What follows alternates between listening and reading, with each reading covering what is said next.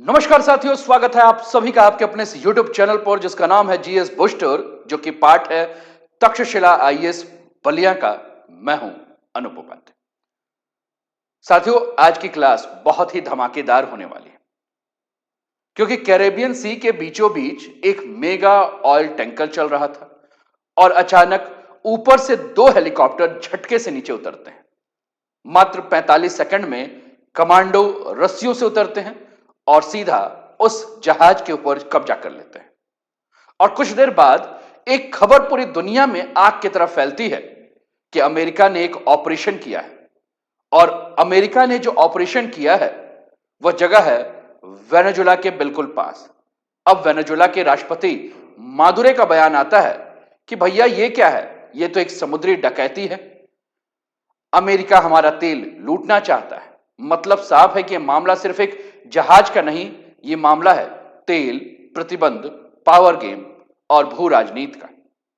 तो आज के इस पूरे वीडियो में हम बात करेंगे कि क्या अमेरिका ने इतना बड़ा कदम जो है वह जानबूझकर उठाया है।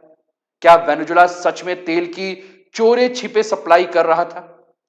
और ट्रंप का यह बयान कि तेल हम रख लेंगे, क्या इंटरनेशनल लॉ को तोड़ता है? और सबसे बड़ा सवाल कि क्या यह लैटिन अमेरिका का एक नया इराक मॉडल जो है वो शुरू हो रहा है या एक नए शीत युद्ध की जो है वो तैयारी हो रही है? साथियों, बिल्कुल ध्यान से इस पूरे वीडियो को अंत तक देखिएगा, जिससे कि आपको यह समझ में आएगा कि यह मामला सिर्फ तेल का नहीं बल्कि पूरे वैश्विक राजनीति की दिशा को बदलने वाला है। तो चलिए शुरुआत करते हैं आज के इस सेशन की। चैनल पर पहली बार है तो चैनल को सब्सक्राइब करके बेल आइकन दबा दीजिएगा कि यहां आने वाले हर वीडियो का नोटिफिकेशन आप सभी को समय पर मिल सके। और आज का टॉपिक आपके स्क्रीन पर है, वेनेजुला पर अमेरिका का मिलिट्री एक्शन। इस सेशन को स्टार्ट करने से पहले, यानी कि वीडियो में आगे बढ़ने से पहले, कुछ समाचार पत्रों को हम देख लेते हैं, जैसे कि CBS news, the guardian, writers. और इन समाचार पत्रों ने प्रमुखता से इस समाचार को छापा है, US seize oil tanker off the coast of Venezuela escalating tension. The Guardian लिखता है, Venezuela decries act of piracy after US forces seize oil tanker off country's coast. Reuters लिखता है, US seize sanction oil tanker off coast of Venezuela, Trump से। अब ये पूरा का पूरा न्यूज सुन रहे हैं, आइए कुछ वीडियोस भी देख लेते हैं, जिस वीडियो के माध्यम से इसको समझना और भी आपके लिए आसान हो जाएगा। साथियों, ये जो पूरी की पूरी घटना हुई है, सबसे पहले तो हमें मैप में देखना होगा। तो आपके स्क्रीन पर आप ये जो मैप देख रहे हैं दोस्तों, ये साउथ अमेरिकन कॉन्टिनेंट्स का है, दक्षिण अमेरिकी महाद्वीप का है। और दक्षिण अमेरिकी महाद्वीप में ये उत्तर में आपको एक देश दिख रहा है जिसका नाम है वेनेजुला। और ये अगर हम बात करें तो इसके ऊपर जो एक सागर है, इसे हम कैरेबियन सी कहते हैं, कैरेबियाई सागर है। ठीक, इसके पड़ोस में आपको कोलंबिया नजर आएगा, गुयाना नजर आएगा और नीचे आपको ब्राजील जो है वो देखने को मिलेगा। दक्षिण अमेरिका का ये देश है।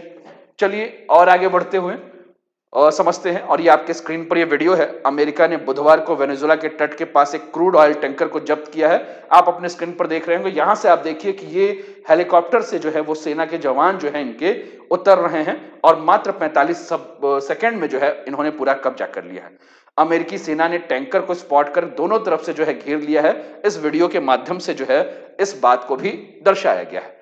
टैंकर को घेरने के बाद हेलीकॉप्टर से कई कमांडो जहाज के डेक पे जो है उतरते हुए आपको नजर आ रहे हैं। बड़े ध्यान से देखिएगा, रस्सियों के माध्यम से जो है वो उतरते हुए नजर आ रहा है। साथियों, हमें यह समझना होगा कि ये जो वेनेजुला है वह अमेरिका के लिए इतना महत्वपूर्ण क्यों बन गया है।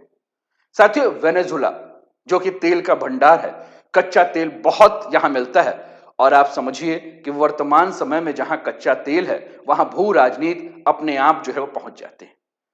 अब बात करते हैं वेनेजुला की। तो ये एक छोटा सा देश है, लेकिन इसकी जियोपॉलिटिकल वैल्यू जो है साथियों बहुत बड़ी है, क्योंकि दुनिया का सबसे बड़ा प्रूवन ऑयल रिजर्व जो है वो वेनेजुला के पास है। लगभग 303 बिलियन बैरल, यानी कि सऊदी अरब से भी ज्यादा कच्चा तेल जो है वेनेजुला के पास है। यानी कि दुनिया का सबसे बड़ा तेल का खजाना अगर किसी के पास है तो वेनेजुला के पास है। लेकिन सवाल यह है कि इतना तेल होने के बाद भी वेनेजुला एक गरीब देश के रूप में क्यों गिना जाता है। साथियों, इसका बिल्कुल स्पष्ट कारण यह है कि वेनेजुला की जो गलत आर्थिक नीतियां हैं, वेनेजुला में जो फैला हुआ भ्रष्टाचार है, अमेरिका के कड़े प्रतिबंध हैं और तेल उत्पादन की क्षमता का गिरना, यह इसका प्रमुख कारण। साथियों, एक समय था अमेरिका वेनेजुला का सबसे बड़ा ऑयल खरीदार जो है हुआ करता था, लेकिन मादुरो की सरकार से पॉलिटिक्स या पॉलिटिकल टकराव ने जो है वो सब कुछ जो है वो बिगाड़ दिया। अमेरिका ने वेनेजुला से जो तेल खरीदना है वो लगभग बंद कर दिया, कई कंपनियों के ऊपर पाबंदी लगा दी और देश की अर्थव्यवस्था जो है वो बुरी तरह से गिर गई।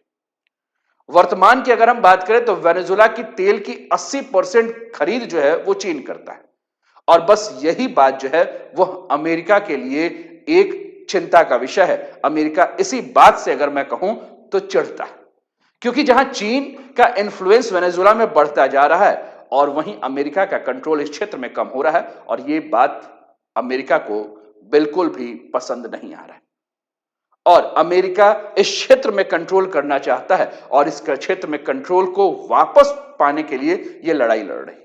यानी कि इस पूरी कहानी का जड़ अगर हम बात करें तो साथियों, इस पूरी कहानी का जड़ जो है वो तेल है और तेल के आसपास दो देश, यानी कि एक तरफ अमेरिका और दूसरी तरफ चीन, जिसके बीच में वेनेजुला जो है वो पिस रहा है।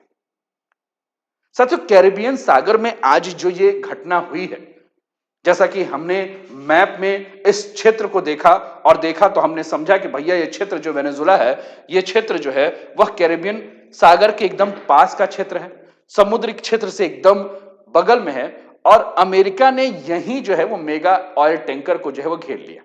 जैसा कि हमने वीडियो में देखा और वीडियो में जब देखा तो हमें यह समझ में आया कि ऊपर से 2 हेलीकॉप्टर आए और उस हेलीकॉप्टर से कमांडो जो है वो धड़ाम से जो है वो नीचे की तरफ उतर रहे हैं और मात्र कुछ सेकंड में अमेरिका के कमांडो ने इस पूरे जहाज को कब्जा कर लिया।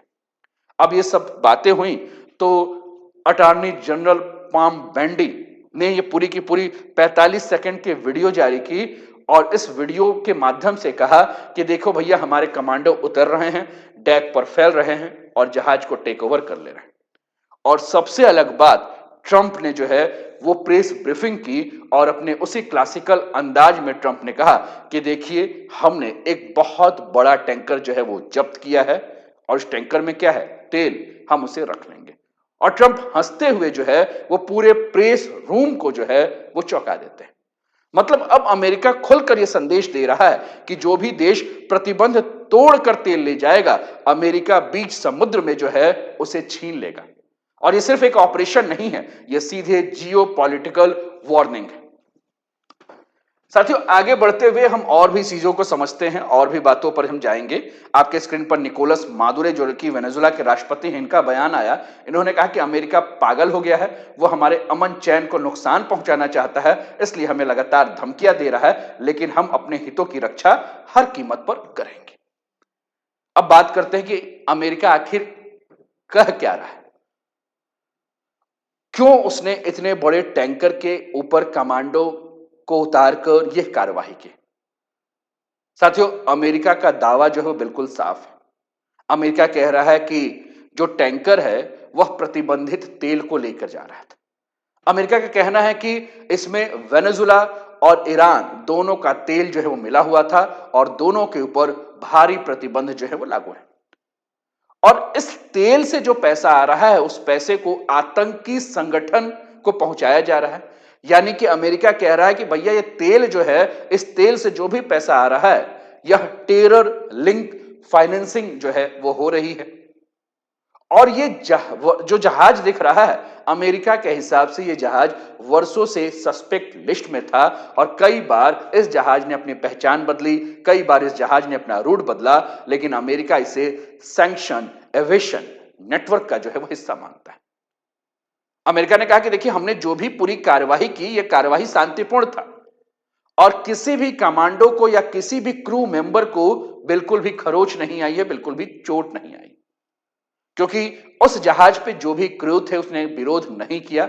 यानी कि जहाज ने जैसे ही कमांडो को देखा, उसने सरेंडर कर दिया।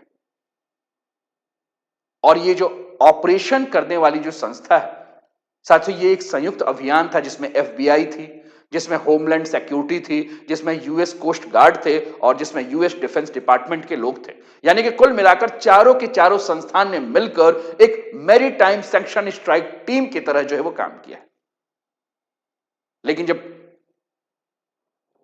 बॉन्डी जो कि अटॉर्नी जनरल है, जब उन्होंने ये कहा कि हम आगे भी इस प्रकार के ऑपरेशन करेंगे, तो इसका एक साफ मतलब यह दिख रहा है कि अमेरिका अब सिर्फ बोल नहीं रहा है, बल्कि अमेरिका एक नया समुद्री क्रैकडाउन शुरू कर चुका है। यानी अमेरिका सागर में भी सैंक्शन का नया एक्टिव एनफोर्समेंट मॉडल जो है वो लागू कर चुका है। अब जैसे मैंने कहा कि वेनेजुएला के राष्ट्रपति निकोलस मादुरो ये पूरा का पूरा जो बयान दे रहे हैं, इस बयान में ये यही कह रहे हैं कि अमेरिका समुद्र में डकैती कर रहा है, अमेरिका हमारा तेल लूट रहा है और अमेरिका का असली मकसद है कि वेनेजुएला की जो सरकार है, वर्तमान सरकार, इसका तख्ता जो है वो पलट दिया जाए। और साथियों, एक राजनीतिक बयान नहीं है, यह उसी लंबे संघर्ष की गूंज है जो दशकों से अमेरिका और लैटिन अमेरिका के बीच चलता आया है। कई सारे समाचार पत्र जो है इसको लेकर अपनी अपनी बातें कह रहे हैं। जैसे कि न्यूयॉर्क टाइम्स जब अपना आर्टिकल लिख रहा है तो उसने कहा कि देखो भैया, सितंबर से लेकर अभी तक की बात करें दिसंबर तक, तो कैरेबियन सी में 22 बार हमले हुए हैं, 80 से ज्यादा लोगों को मारा जा चुका है। और ये आंकड़े वेनेजुएला को और शक देते हैं कि मामला सिर्फ एक टैंकर तक का नहीं है, बल्कि एक बहुत बड़े बदलाव की शुरुआत है। अमेरिका ने इसके पहले भी जब वेनेजुएला के एक नाव के ऊपर हमला किया था तो अमेरिका ने कहा था कि उस नाव में ड्रग्स की सप्लाई हो रही है। लेकिन सबसे चौंकाने वाली बात यह है कि अमेरिका ने इसका कोई भी ठोस सबूत दुनिया के सामने नहीं रखा। और यही वो बिंदु है जहां अंतर्राष्ट्रीय राजनीति, कानून, सुरक्षा और अविश्वास चारों एक साथ एक चौराहे पर आकर खड़े हो जाते हैं। जहां दुनिया देख रही है और वेनेजुएला पूछ रहा है कि आखिर यह सब किस दिशा की ओर जा रहा है। क्या सच में अमेरिका वेनेजुएला के अंदर तख्ता पलट की तैयारी कर रही है? और यह मामला साथियों एक बहुत ही संवेदनशील मामला है कि अमेरिका किसी दूसरे देश के अंदर ड्रग्स के नाम पर, आतंकवाद के फंडिंग के नाम पर जो है वो तख्ता पलट की तैयारी कर रहा है। साथियों, राइटर्स ने एक रिपोर्ट छापी थी जिस रिपोर्ट के माध्यम से यह कहा गया कि अमेरिका जो है वो सीक्रेट ऑपरेशन शुरू कर रहा है। सीक्रेट ऑपरेशन यानी कि कॉवर्ट एक्शन, जो कि CIA के स्टाइल में एक ऑपरेशन की संभावना है। और ये कैरेबियन क्षेत्र में जो भी अमेरिकी वॉरशिप जो है उनकी तैनाती को बढ़ा दिया गया है। और यह अचानक नहीं हुआ है, यह एक बहुत बड़े प्लान की जो है शुरुआत है। आगे बढ़ते हैं और आपकी स्क्रीन पर अमेरिका के 3 वॉरशिप, जैसे कि एक वॉरशिप दिख रहा है USS ग्रेवली, और इसकी खासियत यह है कि हवा समुद्र पनडुब्बी हमलों से रक्षा करता है और खुफिया जानकारी जुटाने में माहिर है। टॉम हॉक क्रूज मिसाइल और एंटी सबमरीन मिसाइल लॉन्च होते हैं इससे। बेहतर रडार और फायर कंट्रोल सिस्टम एक साथ कई टारगेट को तबाह कर सकता है। तो आपको USS ग्रेवली नजर आ रहा है। दूसरा आपको USS जेसन आपको डनहम नजर आ रहा है और इसकी खासियत है कि बेहद तेज कई मिशन को एक साथ अंजाम देने में माहिर है। टॉम हॉक स्टैंडर्ड और ESSM मिसाइल लॉन्च होते हैं। इसमें लॉकहीड मार्टिन का अजीज सिस्टम है जो खतरों को तुरंत पहचान कर जवाब देता है। और तीसरा है USS का सैमसन, और इसकी खासियत है कि अमेरिका के सबसे ज्यादा क्रू मेंबर वाले जहाजों में से एक लंबे मिशन के लिए मुफीद है। मार्क 41 टॉम हॉक और ASROC मिसाइलें दाग सकता है। मल्टी फंक्शन रडार जो हवाई, समुद्री और पनडुब्बी खतरों को एक साथ ट्रैक कर सकता है।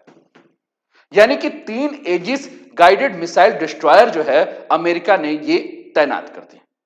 और साथियों, ये कोई साधारण जहाज नहीं है जिसके बारे में हम चर्चा कर रहे हैं। ये दुनिया के सबसे एडवांस वॉरशिप माने जाते हैं, जिसमें मिसाइल डिफेंस है, एयर स्ट्राइक है, इलेक्ट्रॉनिक वॉरफेयर है, सब कुछ करने की क्षमता है। और इसके साथ अमेरिका ने 4000 सैनिक, P-8A जो इनका सर्विलांस एयरक्राफ्ट है, जो कि जासूसी करने में माहिर है, अटैक सबमरीन लगा रखा है। अब सोचिए, क्या इतनी भारी सैन्य ताकत सिर्फ ड्रग्स रोकने के लिए जो है अमेरिका ने लगाया हुआ है? अगर ये सिर्फ मादक पदार्थों की तस्करी रोकने का अभियान होता तो कोस्ट गार्ड जो है वही काफी होते। लेकिन यहां मिसाइल डिस्ट्रॉयर लगाया गया है, इतनी बड़ी टीम लगाई गई। साथी, जो माहौल है कुछ और ही कहानी कह रहा है। ये वही माहौल है जो इतिहास में बार बार दिखा, चाहे हम 1953 में 1953 ईरान की बात करें, 1961 की क्यूबा की बात करें, 2003 में इराक की बात करें या 2011 में लीबिया की बात करें। पहले देश के ऊपर प्रेशर देना, फिर उस देश के ऊपर प्रतिबंध लगाना, फिर उसके नौसैनिक घेराबंदी करना और अंत में उसमें तख्ता पलट कर देना। और वेनेजुएला और उसके पड़ोसी देशों को यही डर है कि क्या अमेरिका 2025 में लैटिन अमेरिका को नया इराक का मॉडल बनाना चाहता है। और इसी सवाल पर पूरी दुनिया की निगाहें जो है टिकी है। साथियों, दुनिया में असली शक्ति किसके पास है? वही जो समुद्र को नियंत्रित कर सके, वही जो ऊर्जा के स्रोतों पर अपना अधिकार जमा सके। और आज की घटना सिर्फ एक तेल टैंकर की जब्ती नहीं है, यह संकेत है कि अमेरिका अभी भी दुनिया को दिखाना चाहता है कि वो समुद्रों का मालिक है और समुद्र का नियम या देश का नियम या विश्व का नियम जो है वो अमेरिका ही तय करेगा। दूसरी तरफ वेनेजुएला अपनी अर्थव्यवस्था, अपनी संप्रभुता और अपने अस्तित्व के लिए लड़ रहा है। यानी यह टकराव सिर्फ तेल का नहीं, यह है शक्ति और पहचान की लड़ाई। और आने वाले दिन में कैरेबियन सागर, पूरे लैटिन अमेरिका और ग्लोबल ऑयल मार्केट, इन तीनों में बहुत बड़े बदलाव जो है वो देखने को मिल सकते हैं। और आज के इस पूरे वीडियो को आपके सामने लाने का उद्देश्य भी यही था कि घटना की खबर नहीं, घटना की गहराई को हम समझें। क्योंकि हमें यह जानना है कि हमारे समाज में, हमारे वैश्विक मंच पर क्यों हो रहा है, कैसे हो रहा है। और इसीलिए मैं आप सभी के साथ रोज रात 9 बजे इस प्रकार के समाचारों को लेकर आता हूं, जिसको गहराई से, सरल भाषा में, विश्लेषणात्मक समझ के साथ आपके साथ चर्चा करता हूं। और उद्देश्य यह रहता है कि आपको किसी भी टॉपिक को बहुत आसान भाषा में जो है वो समझाया जा सके। ये कैरेबियन सी है और ये कैरेबियन कंट्रीज हैं। ये सेंट्रल अमेरिका का पार्ट है, ये नॉर्थ अमेरिका है और ये साउथ अमेरिका है। ठीक, तो कैसा लगा साथियों आज का सेशन? उम्मीद करता हूं कि सेशन आपको पसंद आया हो। तो जब पसंद आया हो तो लाइक करने में कंजूसी क्यों करना है? अपने विचारों को कमेंट के माध्यम से हमारे पास लाइए। अगर पसंद आ रहा है तो मित्रों के पास भी जो है इस वीडियो के लिंक को शेयर कीजिए, उन्हें भी जो है वो आप सुझाव दीजिए कि वो इस वीडियो को पूरा देखें। और चैनल को अभी तक सब्सक्राइब नहीं किया साथियों तो सब्सक्राइब कर लीजिए। मिलते हैं अगले करंट अफेयर्स के लेक्चर में। तब तक अपना ध्यान रखिए, स्वस्थ रहिए, मस्त रहिए, तंदुरुस्त रहिए, हंसते खेलते मुस्कुराते हुए जीवन का आनंद लीजिए। जय हिंद, जय भारत।